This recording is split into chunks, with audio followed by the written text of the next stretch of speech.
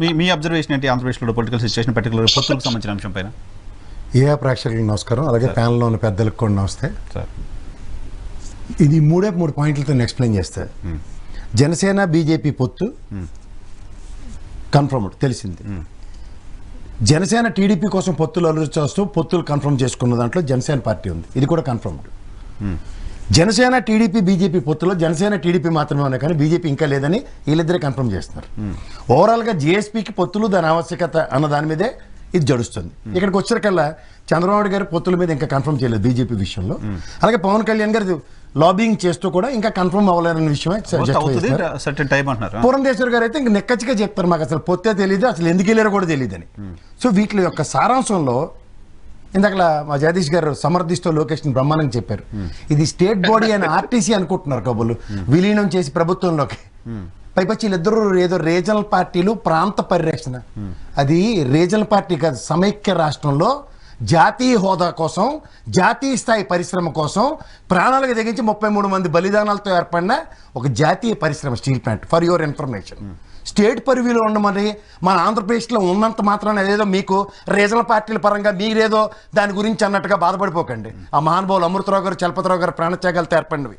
అంచేత రీజనల్ పార్టీలుగా మీరు దాన్ని పరిరక్షించడానికి మీ మీద ఖచ్చితంగా మాకు నమ్మకం లేదు. ఎందుకు లేదంటే 70,000 కోట్లు ఫ్యాక్ట్ ఫైండింగ్ కమిటీ త్రూగా ఆగండి 70,000 కోట్ల ఫ్యాక్ట్ ఫైండింగ్ కమిటీ త్రూగా మాకు రాష్ట్రానికి అన్యాయం జరిగిందని ఒక్క కండిషన్ కూడా పెట్టుకోకుండా పొత్తుకుపోయిన జనసేన పార్టీ ఇవాళ దీని మీద అవగాహన లేకుండా రాష్ట్రం టేక్ ఓవర్ చేసేస్తుందని అమాయక అబద్ధాలు చెప్తూ ఎవరండి ఉత్తరాంధ్ర ప్రజలను మోసం చేస్తారా? ఉత్తరాంధ్ర ప్రజల పోరాట దీక్షతో సమైక్య రాష్ట్రంలో తెలంగాణ నుంచి కూడా త్యాగాలతో జాతీయ హోదా సంతరించుకున్న స్టీల్ ప్లాంట్ అవగాహన తెచ్చుకోండి ఫస్ట్. తర్వాత ఈ ఇంత ప్రాసెసింగ్లో మీరు పొత్తులు దాని ఆవశ్యకత అంటే కేవలం స్వార్థ ప్రయోజనాల పరిరక్షణ, అధికారమే పరమావధి తప్ప. 2 విషయాలు ఇక్కడ మళ్ళీ ఇందులో సబ్ హెడ్డింగ్లు.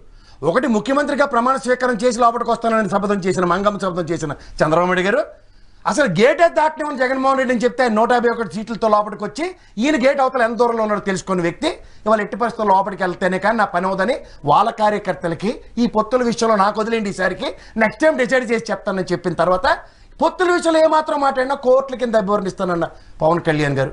ఈ సారాంశాలు మీరు మర్చిపోవచ్చు, కానీ ఇక్కడ మేము రోజు న్యూస్లు ఫాలో అవుతున్నాం, ప్రతిదీ గమనిస్తున్నాం. ఇక్కడ బీజేపీ చేస్తున్న ఒక ఆపరేషన్కి కోడిపెట్ల బొట్ట మూసేస్తుంటే తెలుగుదేశానికి ఏమీ చేయలేక కేసుల చుట్టూ పరిభ్రమిస్తున్న ఢిల్లీకి వెళ్ళి అమిత్ షా గారు పిలిచారండి అనుకుందాం, కానీ నడ్డా గారు పిలిచింది కాదు కదా మీకు. అక్కడ పిలిచింది అమిత్ షా, హోంమంత్రి. ఫస్ట్ మీకు పీక మీద గత్తి వాళ్ళు 17 హరీష్ సాల్వే ఖాళీగా లేక బెయిల్ రద్దు అవడం గురించి మళ్ళీ ఇంకోసారి పోస్ట్పోన్మెంట్ అడిగారు. రెండోది ఐటీ సర్వ్ చేసిన నోటీసులకి దిక్కు దివానా లేదు. ఇంకోటి ఈడీ కేసు ఒకటి నెత్తికి పీక మీద ఏలాడుతుంది. ఫెమా వైలేషన్స్ 11,37,00,000 దుబాయ్లో దినార్లు మార్చింది. అకౌంటబిలిటీతో మీ ఆడిటర్ దగ్గర దొరికిన వాటితో ఈ కేసులు నోటీసులు ఎప్పుడు ఇస్తారో ఎలక్షన్ ముందులో శుక్రవారం అంటే జగన్మోహన్ రెడ్డి గారివి ఇలా సోమవారం నుంచి లక్షవారం లోపల మా కేసులు ఏంటన్న దాని మీద ఉక్కిరిబిక్కిరవుతో పొత్తులను అబద్ధాలు చెప్తే అన్నాళ్ళు. 303 సీట్లు ఉన్నాడు, 3 సీట్లు లింగలింగమని గెలిచినాడు, అందులో 2 ఎత్తుకెళ్ళిపోయారు. జయదేవ్ నిలబడినాడు, కేసీఆర్ నాని మీరే బలవంతాన్ని పంపించారు. ఉన్న రామ్మోహన్ రెడ్డి గారి గురించి వాళ్ళు పొత్తుల కోసం పిలుస్తారు. ఆల్రెడీ ఎన్డీఏ కన్వీనర్ ప్రధానమంత్రుల్ని రాష్ట్రపతులను డిసైడ్ చేసిన పవన్ కళ్యాణ్ మార్గం దురుగా ఎన్డీఏలోకి జాయిన్ అవ్వడానికి అర్హులు చూస్తున్నారు. మీరు ప్రసాద్ గారు 300 సీట్లు 3 సీట్లు అని మాట్లాడితే జనసేనకి ఎన్ని సీట్లు ఉన్నాయి? 0. జనసేనతో పొత్తులు ఉంది కదా ఆల్రెడీ. ఇప్పుడు 27 ఇప్పుడు ఎన్డీఏ టీమ్ లో ఉన్న వాళ్ళు 27 మంది పైచలకు పార్టీలు పార్లమెంట్ ముఖం చూడాలి. టీడీపీని ఎందుకు వద్దనుకుంటుంది? వాళ్ళు ఎప్పుడు అవుతారనుకున్నారు? ఎన్డీఏ కానుకలకు పిలిచారా? ఇప్పుడు పిలుస్తారే. పవన్ కళ్యాణ్ గారు మాధ్యమం త్రూగా ఆయన వెళ్తున్నాడు. ఇప్పుడు పిలిచారని కదా. ఎవరు పిలిచారు? అమిత్ షా గారు పిలిచారని కదా. ఎవరు పిలిచారు? ఎవరు అటర్ చేశారు? అమిత్ షా గారు పిలిచారని తెలుగుదేశం పార్టీ మీడియాలో వీడియో వేస్తారు. పని పాటు లేకుండా పచ్చలు వేసుకున్నాడు, పేపర్లు వేసుకున్నాడు, పౌడర్ డబ్బా పెట్రోల్ బంక్ వాళ్ళు వేసుకుంటామండి. వాళ్ళు వేసుకుంటే శాసిస్తారా? 10 కిలోమీటర్ల రోడ్డు ఎయిర్పోర్ట్కి వెళ్ళడానికి వేసి అవుటర్ రింగ్ రోడ్ కథలు రాస్తే ఆ భ్రమంలో పడి ఎవరికి చెప్తారండి పొత్తుల గురించి? దేనికి మీకు పొత్తులు చెప్పండి? 42 సంవత్సరాలు లెగసీలో ఉండి దమ్ము తీరలేదు నిలబడటానికి.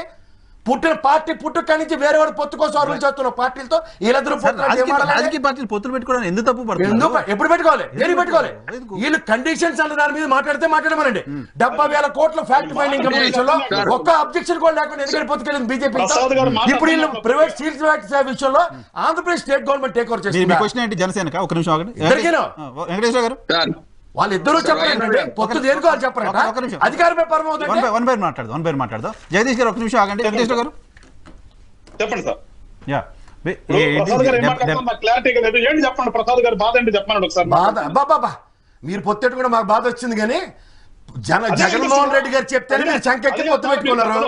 రెండో పాయింట్, ఫ్యాక్ట్ ఫైండింగ్ కమిటీ త్రూగా మీరు అడిగిన కండిషన్ ఒక్కడు కూడా ఆంధ్రప్రదేశ్ ఒప్పుకోకపోతే బీజేపీతో పొత్తు వెళ్ళారు చెప్పండి. ఇప్పటికి సమాధానం లేదు. ఈ రాష్ట్రంలో మీకున్నటువంటి తెలివితేటలు ఎవరికి లేవు. మీకున్న గొప్ప తెలివితేటలు ఎవరికి లేవు. నా తెలివితేటలేదు కానీ మీ తెలివితేటలు దగ్గర చెప్పండి. మీ ఇబ్బంది అంటే చెప్పండి సార్. మీరు ఎన్నిటిగా కూర్చున్నారు, మరి ఇంక దేనికి కింద కూర్చుంటారు? అంటే మీ ఇబ్బంది అంటే చెప్పండి. మేము రాజకీయ పార్టీ మేము మాట్లాడతాం. మీరు మాట్లాడండి. పొత్తుల మీద మాట్లాడుతున్నా రాష్ట్ర ప్రయోజనాల కోసం అని మాత్రం మాట్లాడొద్దు. పొత్తులు పెట్టుకోండి, మాకే అభ్యంతరలే. రాష్ట్ర ప్రయోజనాలు అన్న మాటకి మీ ఇద్దరికి హక్కులేదు. రాష్ట్ర ప్రయోజనాలు అన్న దాని మీద మీ ఇద్దరికి హక్కులేదు. నరసింహరావు గారు, రాష్ట్ర ప్రయోజనం మాట్లాడే దగ్గర ఇద్దరికి హక్కులేదు. చెప్పండి. నేను చెప్తున్నదే కదా. మీరు ఫ్యాక్ట్ ఫైండింగ్ కమిటీ వినండి. మీరేం చేయలేదు కదా. రోడ్డు మీదకి వచ్చేది మేము. ఏడొచ్చారు ఎక్కడొచ్చారు రోడ్డు మీదకి? 1 వీక్ లో కార్యాచరణ అన్నారు. 1 వీక్ లో నరేంద్ర మోడీ విశాఖలో కలిసినప్పుడు డెలిగేషన్ ఎందుకు తీసుకెళ్లే? కార్మికుల ధర్నాలో సంవత్సరం బట్టి ఎందుకు తీసుకెళ్లే? ఇదే తెలుగుదేశం హయాంలో బీఆర్ఎఫ్ రిఫర్ చేసినప్పుడు వాజ్పేయి గారిని తీసుకెళ్లారు. ఈ ఉద్దతం ఉందా ఇద్దరి దగ్గర నుంచి? రాజకీయ పార్టీ మీకు తెలుగు చాటున్నారు మీరు అనుకుంటే మాకు సలహా ఇవ్వండి రాజకీయ పార్టీకి. అంతేగాని మీరు కూడా ఒక రాజకీయ పార్టీ కంటే ఎక్కువగా మీరు మమ్మల్ని క్రిటిసైజ్ చేయడం. అవునా? రాష్ట్ర ప్రయోజనాలు మీరేం చేయట్లే. రాష్ట్ర ప్రయోజనాల పరిరక్షణ అబద్ధాలు ఒప్పుకోలేను. అబద్ధాలు ఆడొద్దు, నిజాలు మాడండి. ప్రయత్నం చేస్తాం. మీరు రావడం మమ్మల్ని క్రిటిసైజ్ చేస్తా. ఖచ్చితంగా క్రిటిసైజ్ చేస్తా. ఒక పనికొచ్చిన పని ఒకటి చేస్తే క్రిటిసైజ్ చేయగలరు. ఒకటి పనికొచ్చిన పని చేస్తారా? వైజాగ్ స్టీల్ ప్లాంట్ లో 1 వీక్ లో కార్యాచరణ చేసినప్పుడు తెలుగుదేశం పార్టీ డెలిగేషన్ తీసుకెళ్ళి వాజ్పేయి గారిని అలా ఉదంతాలు చెప్పాలండి. కూర్చుని ఏదో మీ ఇష్టానుసారంగా మాట్లాడితే మేము ఇన్సల్ట్ ఇవ్వండి. మీకంటే ఎక్కువగానే రాష్ట్రం కోసం రోడ్డు మీదకి వచ్చి పోరాల్సిన వాళ్ళం మేము. ఏమీ లేదు, మీరు అబద్ధాలు ఆడండి.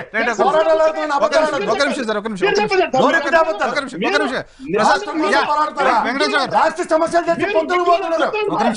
మీరు విఘ్నులైతే మళ్ళీ చెప్తా, మీరు విఘ్నులైతే మాకు సలహా ఇవ్వండి. మీకు కనుక మీరే నిజంగా ఒక విఘ్నత వ్యక్తి ఒక సలహా ఇవ్వండి. రాజకీయ పార్టీ మీద విమర్శ ఏంటి? మీరు విశ్లేషకులుగా సలహా ఇవ్వండి. విఘ్నత గురించి చెప్పారు కదా. రాష్ట్ర సమస్యలు తెలుసు. రాష్ట్ర సమస్యలకు ఎవరి వల్ల పర్టికులర్ ఇష్యూ ఏంటో చెప్పండి. వైజాగ్ స్టీల్ ప్లాంట్ అండి. వైజాగ్ స్టీల్ ప్లాంట్ సొల్యూషన్ కేంద్ర ప్రభుత్వం, అలాగే 70,000 crores ఫ్యాక్ట్ ఫైండింగ్ కమిటీ త్రూగా సొల్యూషన్ కేంద్ర ప్రభుత్వం. వాళ్ళతో పొత్తు పోతుంటే వీళ్ళ మీద విశ్వసనీయత గురించి మనం ప్రత్యేకంగా ఇంకేం చేస్తామండి?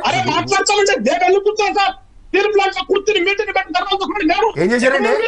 1 వీక్ లో కార్యాచరణ ఇస్తానని దిక్కు దివ్వలేదు. ఏం మారుతున్నారు? మీ పవన్ కళ్యాణ్ 1 వీక్ లో కార్యాచరణ అన్నాడు.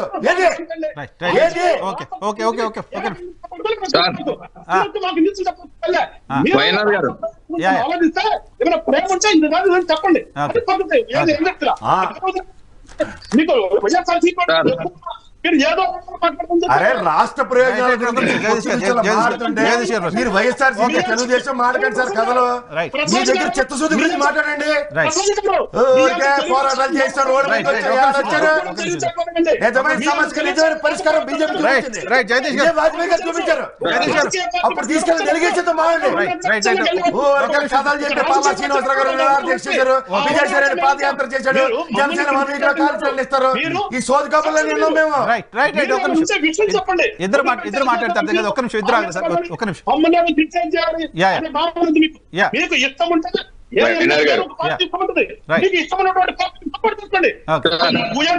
పార్టీ సపోర్ట్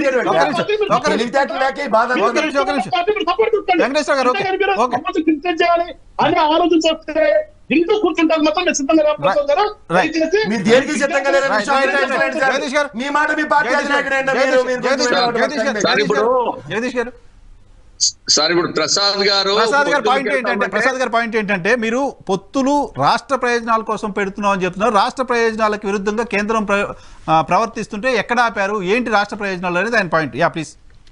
అదే సార్, ఇప్పుడు అక్కడే వస్తున్నాను సార్. నేను రాష్ట్ర ప్రయోజనాల కోసం ఇవాళ పొత్తులకు వెళ్తామంటే ప్రసాద్ గారి కోపం వస్తా ఉంది. అసలు ఈవేళ ఈ రాష్ట్ర ప్రయోజనాల్ని దెబ్బతీసింది జగన్మోహన్ రెడ్డి గారు అన్న విషయాన్ని ఆయన మాట్లాడటం లేదు. ఎందుకు? ఎలా? అసలు ప్రైవేటైజేషన్ ఎవరి టైంలో వచ్చింది? ఎందుకు? క్యాప్టివ్ ఇవాళ స్టీల్ ప్లాంట్ ఇష్యూ ఏంటి? క్యాప్టివ్ మైన్స్ లేవు. క్యాప్టివ్ మైన్స్ ఉండేటప్పుడు ఖచ్చితంగా స్టీల్ ప్లాంట్ బ్రహ్మాండంగా నడుస్తుంది. క్యాప్టివ్ మైన్స్ ఎవరు ఇవ్వాలి? కేంద్రం ఇవ్వాలి. కేంద్రం మీద ఒత్తిడి తెచ్చారా జగన్మోహన్ రెడ్డి గారు?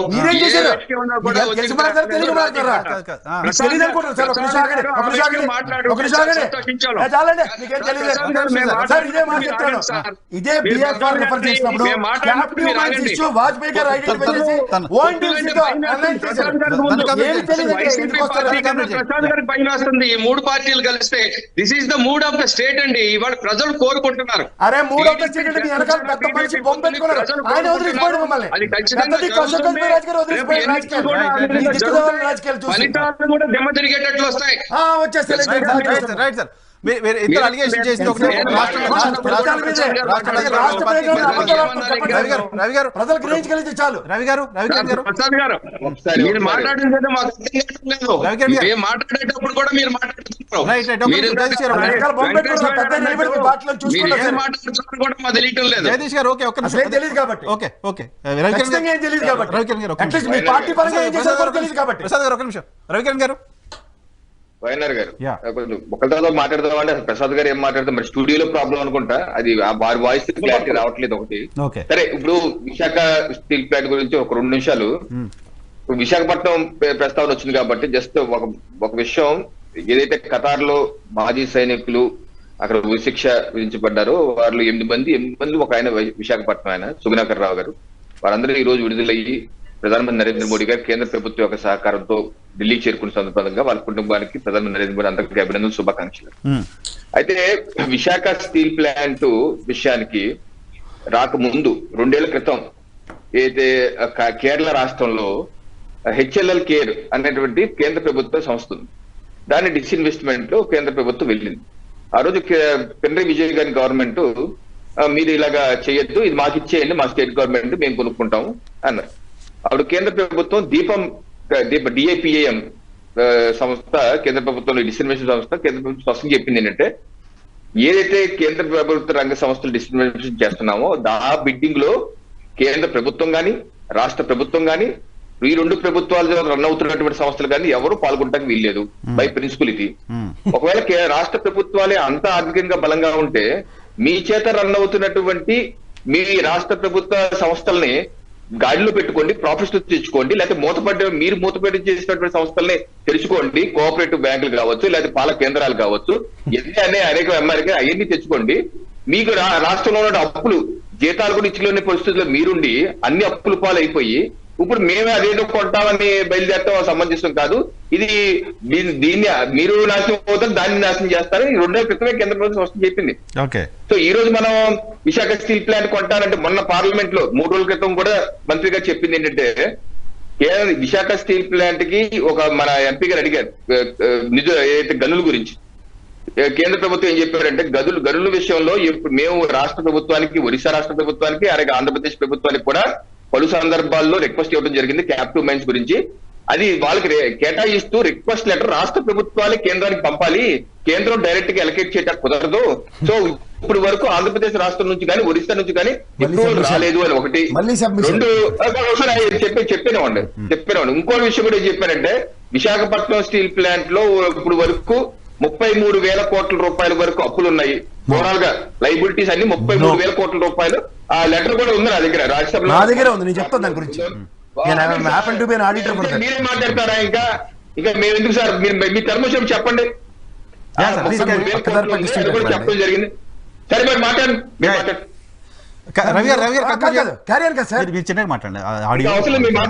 కాదు రవికిరణ్, మీరు దాంట్లో కాంట్రడిక్షన్ ఉంది. ఎందుకంటే ఒక ఎంపీ అడిగిన ప్రశ్న స్టేట్ గవర్నమెంట్ రిప్రజెంటేషన్ అన్నారు.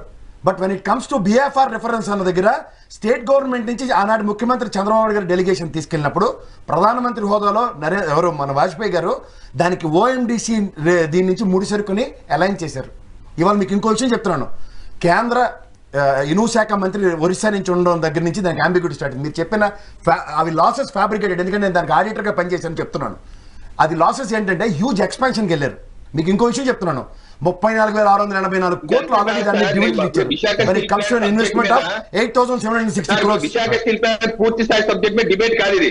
నేనేంటంటే ఒక రాష్ట్ర ప్రభుత్వం కొనేస్తానంటే అది అయ్యే పని కాదు, అది పాయింట్ అంతే. విశాఖ స్టీల్ ప్లాంట్ ఎన్నో చేసాం, మీరు నేను ఎన్నో చేసాం. ఏంటంటే రాష్ట్ర ప్రభుత్వం కొనేది అది పూర్తిగా అవాస్తవం, అది అయ్యే పని కాదు. ఇది అబద్ధాలని అడుగుతున్నాను మభ్య పెడతాను విషయాన్ని చెప్తున్నాను అంతే. నేను అదే చెప్తున్నాను, నేను మీతో ఏకపిస్తున్నాను.